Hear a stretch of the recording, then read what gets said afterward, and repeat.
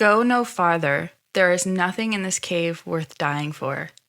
Those were the words printed on the sign at the entrance of an underwater cave in Vortex Spring.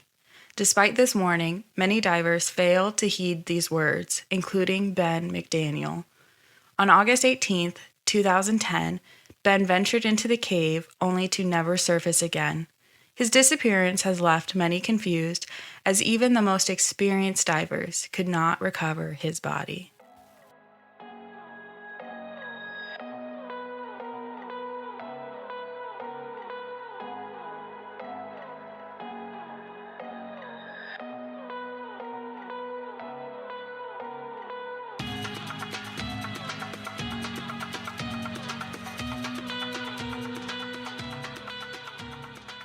Welcome to Without a Trace. I'm your host, Jolynn. Every file holds a mystery. Every story deserves to be heard. This is Ben's story. Ben was born on April 15, 1980, one of 4 total sons shared by his parents, Shelby and Patty McDaniel. Ben was an avid rock climber, and this was something he enjoyed doing with his younger brother, Paul. But his preferred hobby was scuba diving. He first took up scuba diving at the age of 15, practicing with his tanks in the family pool. Ben went on to graduate from the University of Memphis in 2004, where he majored in construction management. From there, he started his own construction company. However, towards the end of the 2000s, Ben was going through a rough patch in his life after his marriage ended in a divorce and his construction business failed, leaving him with tax debts of almost $50,000. He was also grieving the death of his younger brother, Paul, who died of a stroke in 2008 at the young age of 22. Ben was the one who found Paul unconscious in the family home and tried to revive him. Ben's parents suggested their son take a sabbatical and offered to support him financially while he and his dog, a chocolate lab he rescued named Spooner, lived in the family's beach home at Santa Rosa Beach, located in the Florida Panhandle. Ben accepted the offer and moved into the house in April of 2010. His parents and his girlfriend, Emily, felt the move was proving beneficial for Ben as he was beginning to think and talk about moving on from his recent personal setbacks. After relocating to the Gulf Coast, Ben allowed himself to indulge in his preferred hobby, and he became a frequent visitor at Vortex Spring as he preferred to dive in fresh water. Vortex Spring, located inland, is the largest diving facility in the state. Divers descend into clear waters at a constant temperature of 68 degrees Fahrenheit. Diving instructions are offered for all levels, and experienced divers come for the underwater wildlife and the cavern, which begins 58 feet below the surface. For the most experienced divers, the main attraction at Vortex Spring is the cave, which starts at 300 feet from the cavern at a depth of 115 feet. At the entrance of the cave is a sign depicting the Grim Reaper, warning divers of the dangers of continuing onward. The cave steadily narrows, reaching a makeshift rebar gate with a chain and padlock. The dive shop withholds the gate key unless a diver shows proof of a cave diving certification. To obtain this certificate, a diver must have 2 months of training, including 125 dives with an instructor or certified diving partner. This policy was instituted in response to threats from the state to ban diving in the cave entirely after the deaths of 13 divers in the cave during the 1990s. Beginning at the gate of the cave, over 1,600 feet through the area's limestone bedrock have been mapped, to a depth of 310 feet. However, the cave's full extent is unknown. At some points, the passage narrows to just 10 inches, requiring divers to remove their tanks, push them forward through the passage, and then twist their bodies to follow. By mid-August, 4 months into his Florida stay, Ben returned to Tennessee for a week.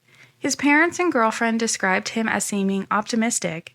Ben shared with them that he was working on getting certified as a diving instructor so he could find a job, and that he was researching cave diving with an eye toward getting that certification as well. Ben went on to tell Emily about his plans to eventually start a diving-related business.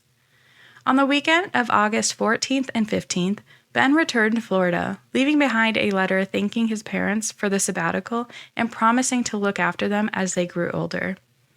On Wednesday, August 18th, Ben returned to Vortex Spring. He did only one dive, but other divers saw him looking closely at the area around the cave entrance as if he was planning something. After resurfacing, Ben was recorded on security cameras making a transaction to fill his tanks at the dive shop. He then spent much of the rest of the afternoon by himself alongside the spring, testing equipment and making notes in his dive log. As the evening came, Ben began preparing another dive. He called his mother on his cell phone, the last contact he had with family.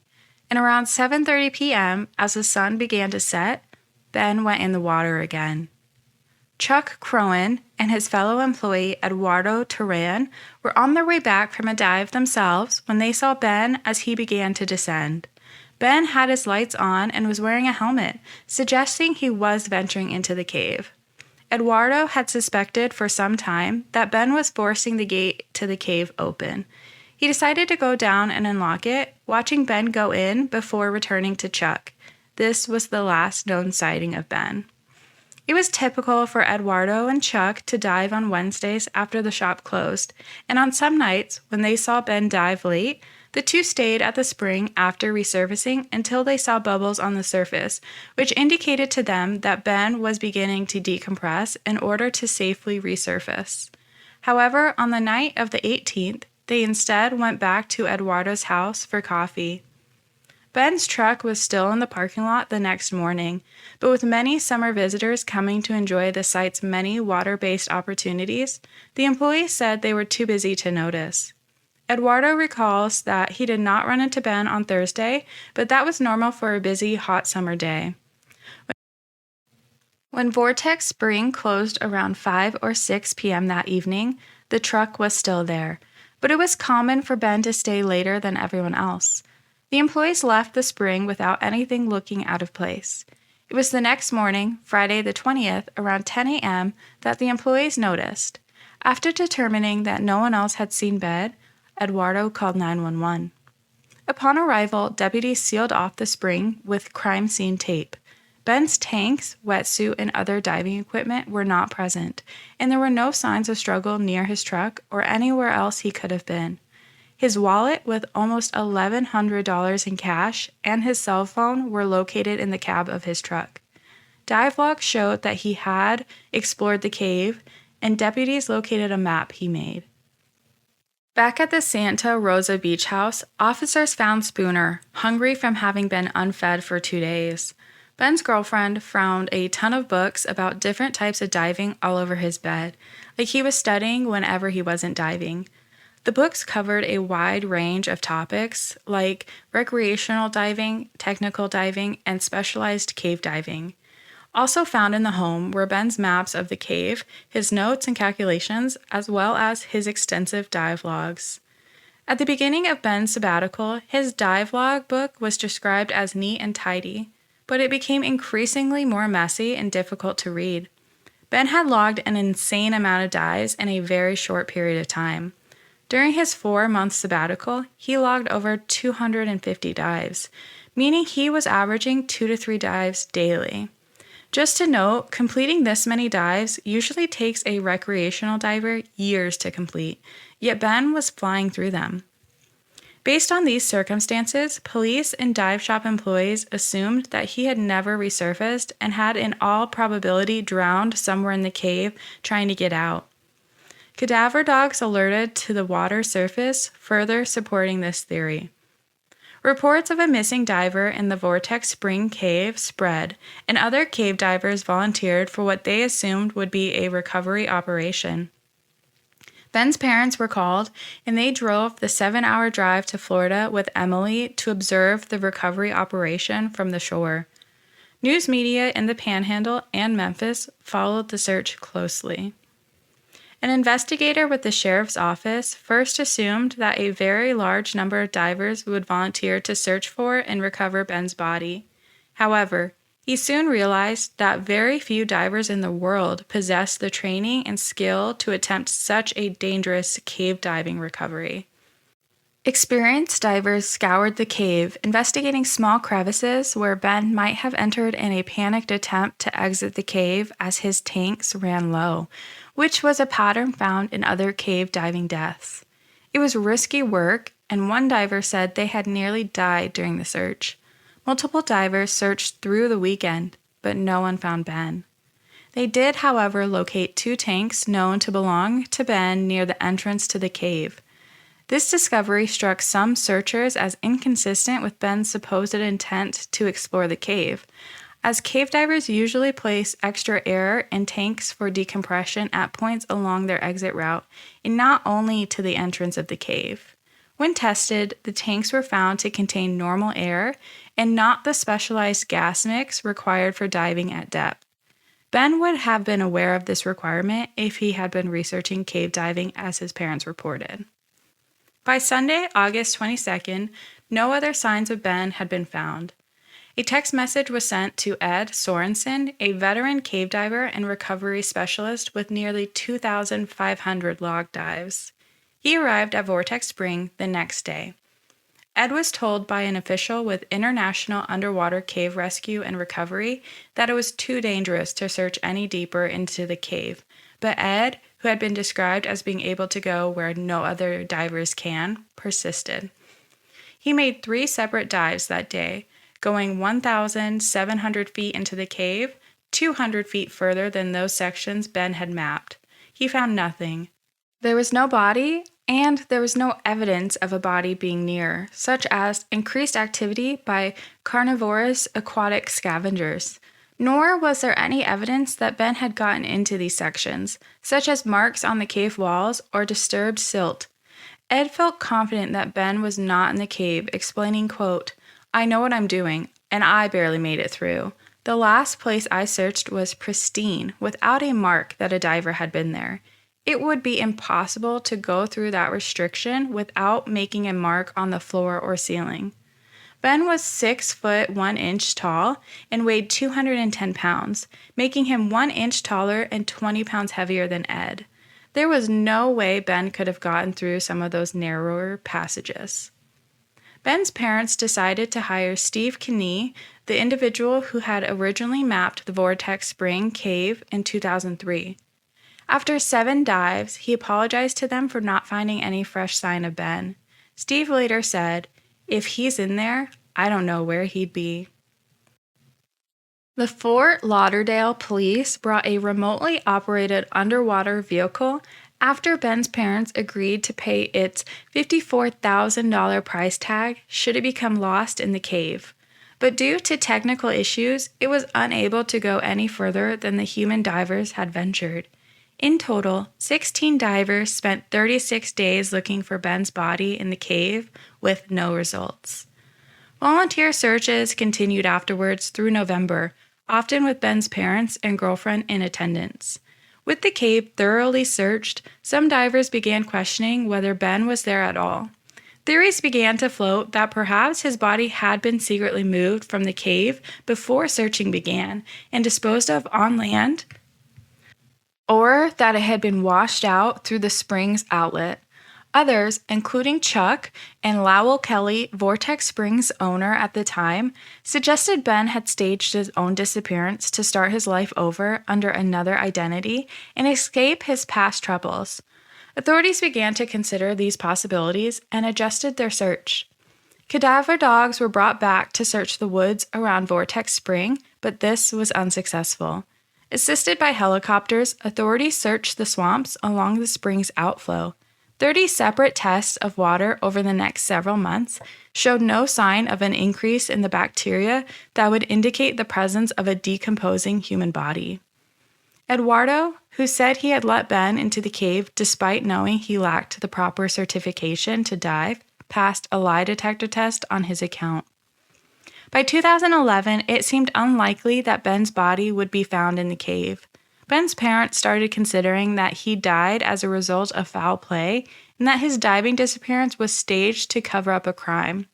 Or perhaps he had been found dead by the dive shop staff who feared consequences of that discovery and covered it up. They set up a phone tip line but received no calls. Desperate for answers, Ben's parents offered a $10,000 reward raised from money contributed at a benefit held on what would have been Ben's 31st birthday. The reward was a result of believing that Ben's body was in an area of the cave no one had reached yet, and frustrations with the limitations the search had thus far encountered.